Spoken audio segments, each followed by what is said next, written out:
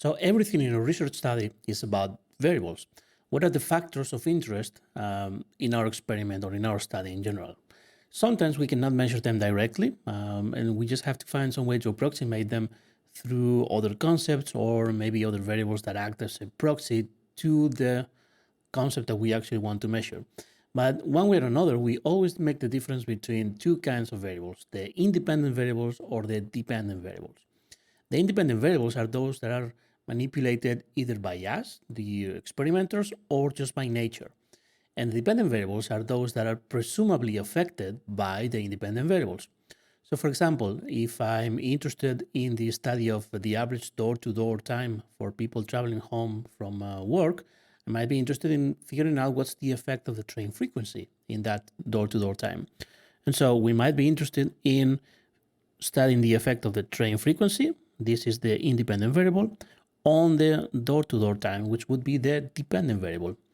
We might also be interested in, for example, what is the time to run an algorithm. That would be the dependent variable, depending on the amount of memory we have, the programming language, etc., etc. Those would be independent variables. And we might be interested in the recovery time, which would be the dependent variable, and how it depends on the surgical procedure, characteristics of the patient, such as the age, the sex, etc., etc. So you see, in this picture we had of a research study, it's not really just about what are the factors that influence the response, the output. It's also about what are the things that we can control and what are the things that we cannot control. So it's really a picture like this. Factors that we can control, maybe the surgeon that operates on the patient, but there are things that we cannot control, such as the age of the patient. We can measure that, but we cannot control it. We will see that makes a difference in the analysis. And so it's really about what is the effect of the independent variables, meaning these controllable or uncontrollable factors, on the response, on the output, the dependent variable. And so it's all about finding relationships between those independent variables and the dependent variables. So how do they change? And we may talk about the correlation. How are they correlated? Do they vary synchronously? Do they co-vary? So for example, there are two variables that we know tend to vary together, the height and the weight. We know that the taller the person is, then normally also the heavier the person. Or we know that the more you study, the higher your education, then the higher your salary when you find out the job. And so those are things that tend to change together. There is a positive correlation, we would say. And then how we actually measure this relationship, well, depends on the kind of variables we have. If we have two numerical variables, both the dependent and the independent variable are numerical, we might talk about whether there is a positive or a negative correlation, depending on how they tend to vary. So imagine that we have a scatter plot and we find a relationship that looks like that. That would be positive. If we find it like this, it would be a negative relationship. If we have two categorical variables, we are normally interested in the count differences. So by two groups in the independent variable, for example, do we have different counts in the dependent variable? And if we have categorical and numerical, then normally that means we are interested in differences in the numerical variable across the different categories in the categorical variable, such as different groups, for example. And we have to keep in mind that the relationship is not necessarily linear or monotonic. Let me give you an example. So we have typical case in which we have here the dosage of a certain drug, and here let's speak generally about the health of a patient. Then if a patient is sick, then we know if we administer some of the drug but not much, then it's not going to improve too much. At some point, it's enough for the system, for the body to fight whatever disease they have, and then health goes up. But we know that if we administer a lot of the drug, eventually health is going to go down, right? So it's about finding what is this sweet spot, so to speak. But this is a case in which the relationship is not linear. It could be positive and negative. It's just not the typical relationship we would expect. So we have to be aware of these kind of relationships. And In general, it would be, again, if we have two numerical variables, such as miles per gallon and horsepower of a car, then here we have a negative relationship. That's what we were looking for. If we have categorical and numerical, in this case, we have the petal length of different families of flowers, and then we see there is a difference in the numerical variable across the categories of the categorical variable. Same visualization here, just with the histograms. And over here, we have the different satisfaction levels for different products, A to F, and we have over here darker colors for the counts. So it might be a relationship between the satisfaction and the product. And so, again, it's all about finding relationships between the independent variables and the dependent variable. And one specific kind of relationship that we are always going to try and look for is causality. And that means that the independent variable is the one responsible for causing the change in the dependent variable. So it's not just that the two things happen to change together, it's that one is actually causing the change in the other. So for example, we know that a higher professional experience leads to a higher salary. So when you go for a new job and you're discussing your salary, then we know that if your experience is very high, then you are going to get paid more. That's what you would expect, right? That's a very clear reason why your salary goes up.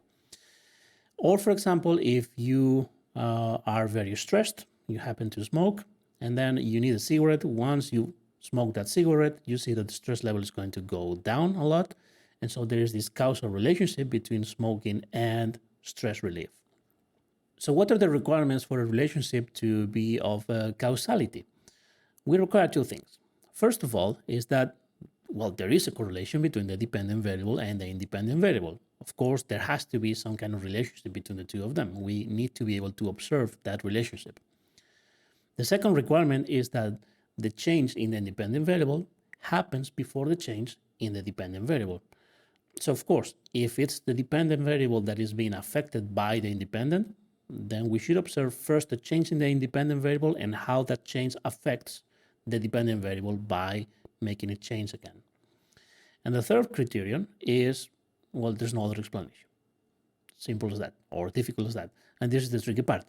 In principle, the thing is that there's nothing else that could be a plausible cause of the change in the dependent variable other than the independent variable.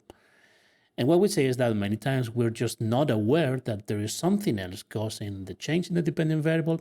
Maybe we don't know it. Maybe our theory is not good enough. Maybe we didn't measure it, although it could happen and we're just ignoring it. There's plenty of reasons why there could be other third variables, we're going to talk about them, that are actually causing the change in the dependent variable, but we just don't know. And we might be inclined to say it is the one independent variable that I'm interested in my study, but it actually isn't. And then just years later, someone finds out that it's not really what we thought it was something else. We'll see more about it. And so the thing about causation is that correlation alone does not mean causation. I'm sure you have heard this sentence many times. Things just happen to correlate with each other. It's just normal. So think, for example, there is this correlation between the cancer incidence and the number of websites. If you just plot data by years, you see that the number of websites is going up, the number of cancer cases is going up. But that doesn't mean that websites are causing cancer. It's just those are two things that happen to evolve in a positive manner through the years. Or the risk factors in medicine. It's not that we really studied properly through a proper experiment whether, I don't know, eating red meat causes one thing or another, one disease or another.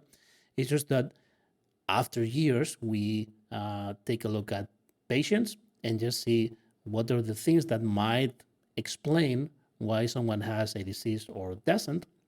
And we see, for example, that people with the disease, they tend to eat a lot of red meat and the others didn't.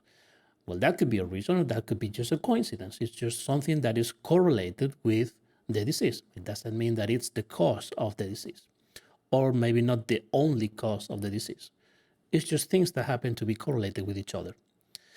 And the point is that given a data set, if we look long enough, if we keep looking at the data in many different twisted ways, we are going to find coincidental correlations just by pure chance, just happy coincidence.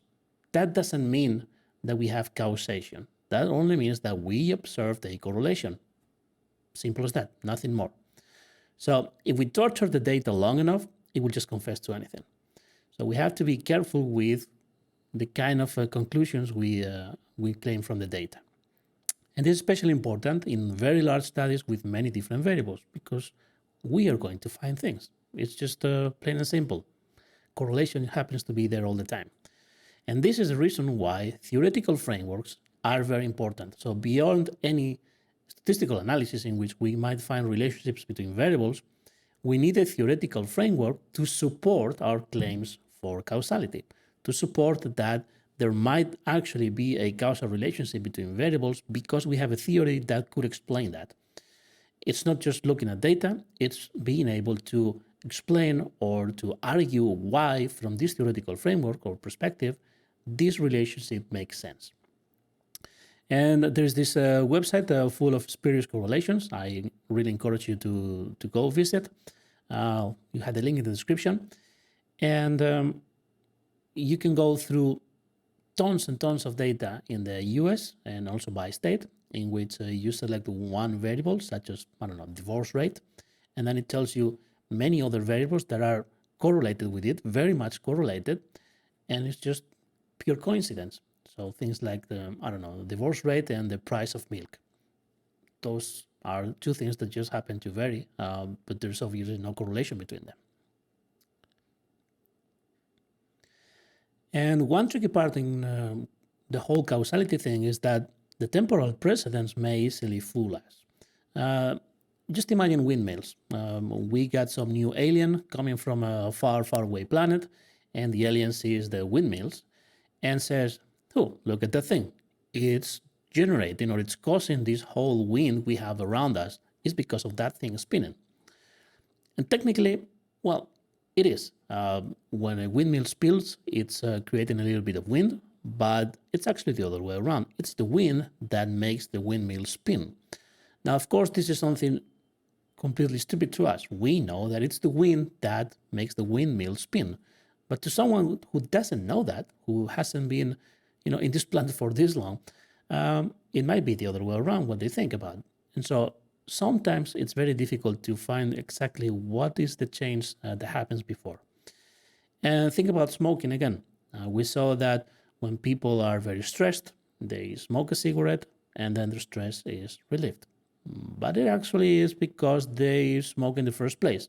We know that people who smoke, they tend to have higher levels of stress. So people are actually stressed in the first place because they smoke. So there's this kind of circular relationship between smoking and stress.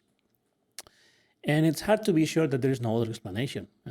It's, again, really the tricky part. There's plenty of unknown things, unknown factors, things that we cannot control, things that we don't even know about.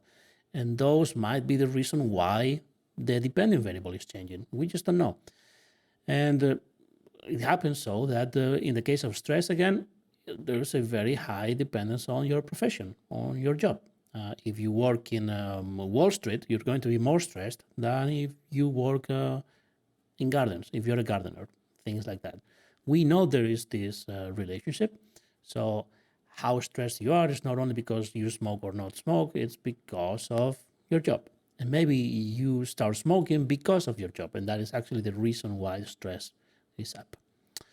And if you don't know XKCD, I hope you go visit them more often. They have this comic in which they illustrate this very well. And we have the Mr. Hat guy here who knows everything and just finds this correlation between the total cancer incidence in the US, over here in black, and the number of cell phone users, over here. They are positively correlated. The change in cancer incidence happens before the change in cell phone users. And so, for a lack of a better explanation, we could just say that cancer is caused in cell phones, right? This is completely stupid, but without knowing the context, without knowing and understanding what these variables are actually measuring, we could be inclined to just say that cancer is caused in cell phones. And there's this other study from a few years ago in which they found that developers who use software developers who use spaces instead of tabs, they make more money. Which at the beginning was like, what? Then someone started looking into the data and they found that it's actually because of something else. It has to do with whether people work in open source projects and the kind of environments they use for software and certain correlations that happen in there. So the reason is not because you use tabs or spaces, because I could just stop using tabs and start making spaces. That doesn't mean that I'm going to get paid more. It's actually some correlations that are hidden in the data that are actually explaining the difference. It's not tabs and spaces. It's actually whether we work in open source projects and with what kind of environments we program. And actually, this whole thing about causality or using causal language for correlation data, it's everywhere. If you take a look at the news, you're going to find examples many times. One that I like a lot is this one about chocolate. And what they said was essentially chocolate may help keep people slim. Well, no, the people who are slim in the first place, they can afford to eat more chocolate than people who are not.